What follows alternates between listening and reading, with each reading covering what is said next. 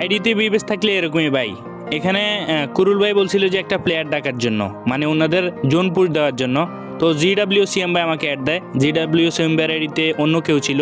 তো জিডাব্লিউসিএম ভাইয়ের মতো ইউটিউবার আমি বলবো যে হয় না এখানে, মানে ওনার মতো ইউটিউবারই হয় না। আমি যেখানে প্রায় 2.5 মাস 3 মাস অফলাইন ছিলাম, তারপরও উনি আমার আনফ্রেন্ড করে নাই।